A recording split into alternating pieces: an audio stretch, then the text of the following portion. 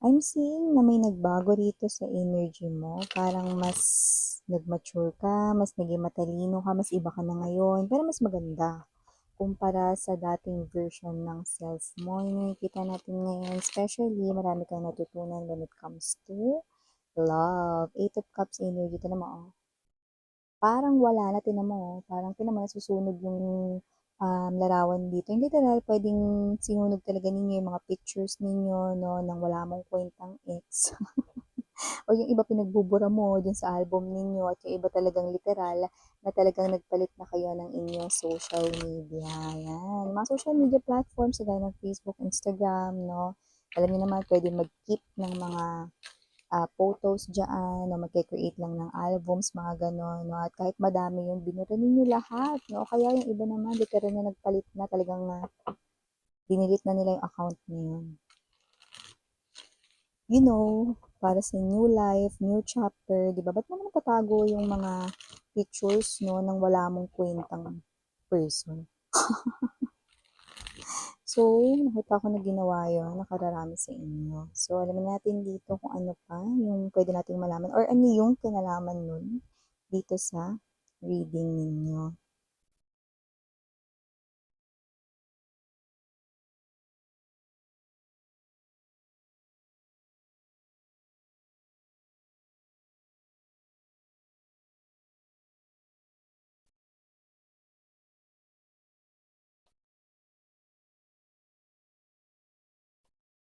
Naku, yun na nga. Knight of Cups, Ace of Swords, King of Wands. Yan, no? Ano yun, miss yan? Four of Cups nandito. Temperance is in reverse position, right beside the Three of Wands, Nine of Wands energy. Bottom of the deck, we have the High Priestess, Six of Cups, and the Sun energy. Malinaw na malinaw yung atin rito namamataan. Wala pa man ding Holy Week, pero nagsisimula na siyang magnilay-nilay. Kung sino man tong energy na to, no? Excuse me.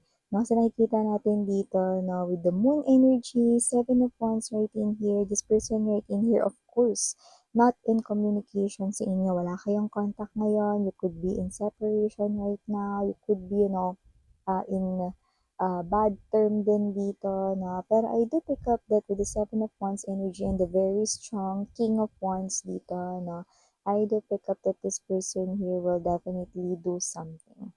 Do something to change the situation, no? Ililift niya rito, no, yung silence, no? And this person here will definitely take action, no? Kasi iniisip niya dito na baka sa tagal, mahulog ang loob mo sa iba.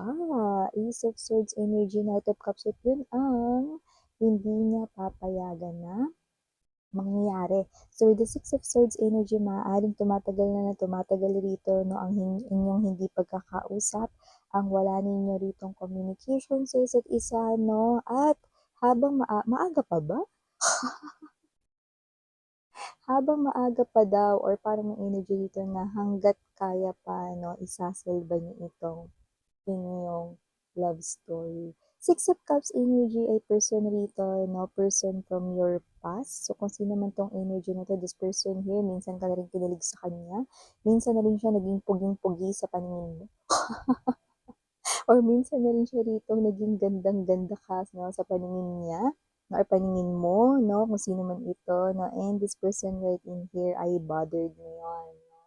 So, this person right in here, no, ay nagninilay-nilay, no, kahit wala pa ritong Holy Week, no, at isa na ito agad na matinding parusa, no, itong no contact, no situation, no, habang ang iba ay pupunta, no, at magsasaya sa mga beach, sa mga, family, get together, gathering, vacation, yan siya naman, nagninilay-nilay. Yung iba sumama pa rin naman dito sa mga friends, barkada, or may planong ganun. Pero, mas ang kanya ritong isip, no, ay nakatuon dito sa inyo. Kung sino man tong energy na to, with the Seven of Wands, you're not in good terms.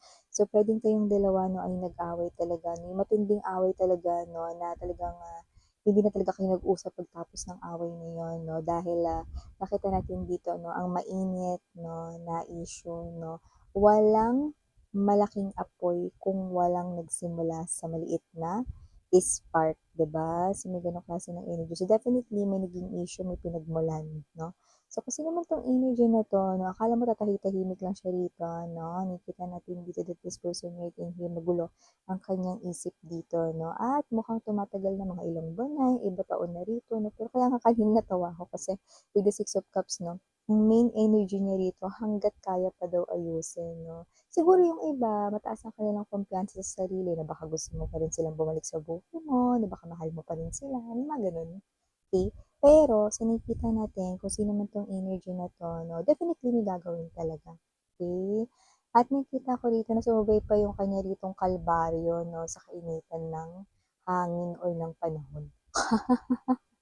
Kaya good luck talaga sa kanya 'no. Dapat din siya tumapat 'no, malapit sa refrigerator 'no, para pagka nainitan siya 'no, makapag-isip siya rito ng maayos 'no, para abot kamay lang dito yung tubig na malamig, 'di ba? Para ma-refresh yung kanya ritong isip, 'di ba? Kasi nakikita ko rito pinipili niya rito 'no, na mag-isip 'no, 'yan. Okay, so bago natin pag-usapan ito more, patingnan natin lahat. Hi, hello there everyone. My name is Yan. Welcome new subscribers. Ito yung Istambarius pa slash Pilates.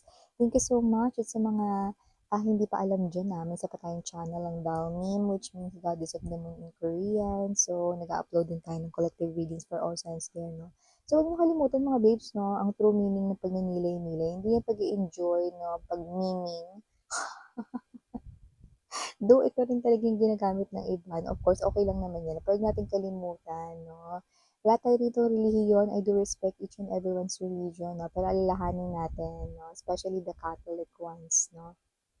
Okay, or the Christians, yung real meaning ng Holy Week. Yan. At sa mga nagawa nating mga kasalanan, mag-reflect na tayo, magbagong buhay na tayo. Eh, so, yun nga, wala tayo dito of time period, pero nakikita natin dito malakas na ito ay present moment or nangyayari na ngayon sa kasalukuyang panahon at sa iba ay maaaring mangyayari pa lamang no, either doon at nakikita rin natin dito no, na wala tayong gender ba, lalaki LGBT ha, tapos nakikita ko dito yung person mo, naging karelasyon mo to, minsan na rin talaga kayong nagwapuhan sa kanya. Minsan na rin talaga kayong nagandahan sa kanya, 'no? Gano'n talaga 'pag pag-ibig, 'no? Mahiwaga ang pag-ibig, napakamisteryoso, 'no? Sa paningin ng iba, 'no, maaaring average lang or tama lang, okey, yung tingin ng ibang tao sa kanila, 'no? Pero para sa'yo, isa sila ritong prinsipe, isa silang prinsesa, 'no? Iba hari, 'no? Reyna sa paningin mo. Pero nag-break kayo, 'no? Nagmukha na siyang alipin sa gigilid sa paningin mo. Nagmukha na siyang julalay sa paningin mo. Ayan, makikita natin dito, no? At yung iba, nagmukha na siyang estranghero sa paningin mo. Ay go, ibig sabihin parang tinuturing mo na siya ngayon na parang wala lang, hindi mo nakilala ever, no? Ang sakit na, no, pag nalaman niya, no? Kasi iba sa inyo, no? May energy rito na, parang gusto niyo na lang siya rito 'no, nakalimutan talaga at, itatak sa isip ninyong hindi niyo siya nakilala ever, okey? Kasi nga super parang, malaki 'no, yung pinagdaanan ninyo 'no, dito sa tao na 'to, to the point na, mahirap 'no, malaki at mahirap yung pinagdaanan ninyo dito sa person na ito 'no. Kaya hindi ko kayo masisisi kasi itong channel na 'to unang-una sa lahat 'no, wala tayong jina-judge dito kasi judgmental din yung reader. Emer. Pero yun nga 'no, so nakikita natin dito mga bes, isa itong klase ng, sitwasyon 'no, kung saan etong person na ito 'no ay, nag-iisip rito ng pamamaraan, okey, paano kayo rito i-re-reach out. Hindi na siya dito magpapa-bungee-bungee at magpapatulog-tulog sa pansitan with the King of Wands energy, yan ay pagkilos, man of actions dito 'no. Kasi ang tagal na rin naman niya ritong namahinga, mga ilang pahinga pa ba yung gusto niya rito 'no? Baka gusto niya ng mamahinga.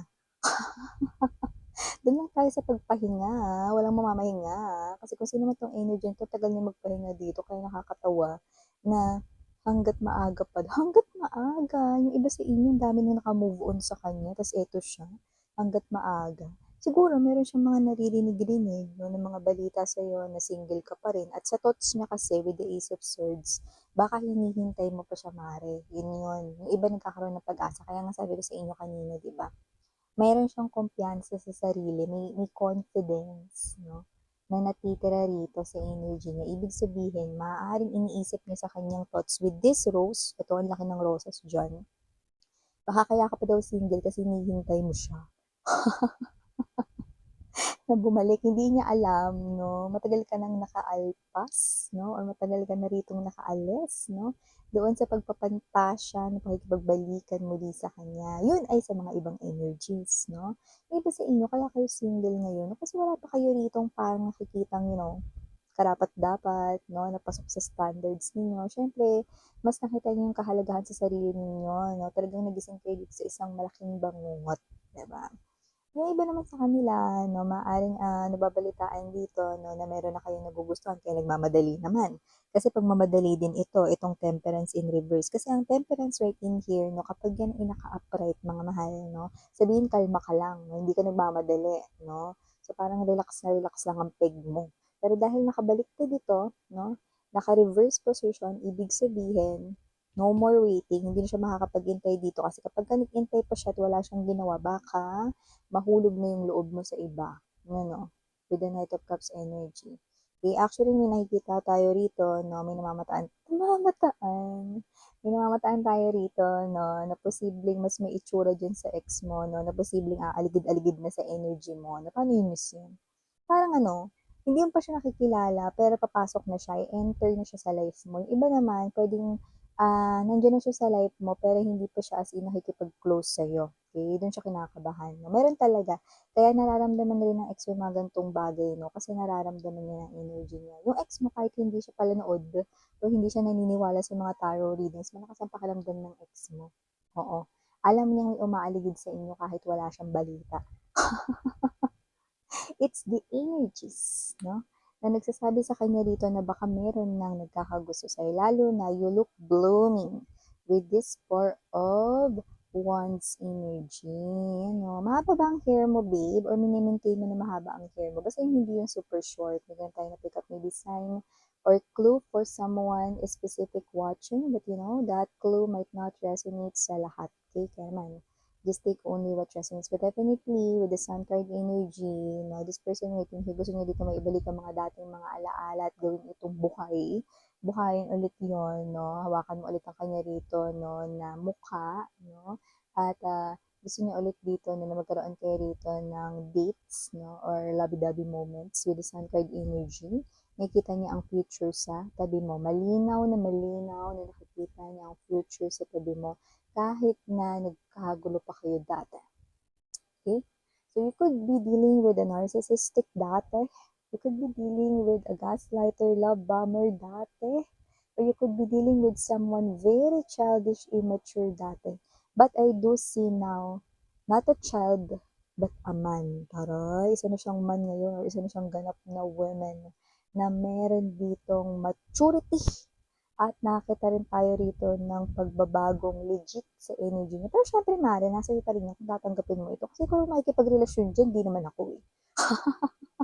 Ay, hanggang sa'yo yung desisyon na yan, di ba? So, bahala ka na dyan. Kasi nakikita ko rito, no, na, okay, okay yung energy niya. Magkakaroon lang ng problema rito, no, if you will still recall kung ano yung ginawa niya sa past. Dun lang ulit papasok yung problem if bibigyan mo siya ulit ng chance. If hindi na, kasi ayaw mo na kasi marami-rami rin yung naka-move on na kayo sa kanya, di go ahead. Kasi meron naman tayo nakikita ditong new love, no, waving sa'yo. Okay? Doon ka na lang sa bago kung ganon, diba?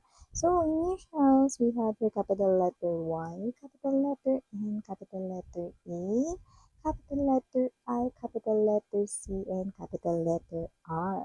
For small letters, we have A, E for E, maaaring dalawa pero magkahiwalay. We also have here, I don't know if that's small letter G or number 9. Just take only what resonates. And last but not least, we have M, small letter. So, ito yung mga nakita natin dito mga messages para sa'yo, babe. Again, I'm Rihanna on me. Sana love and light.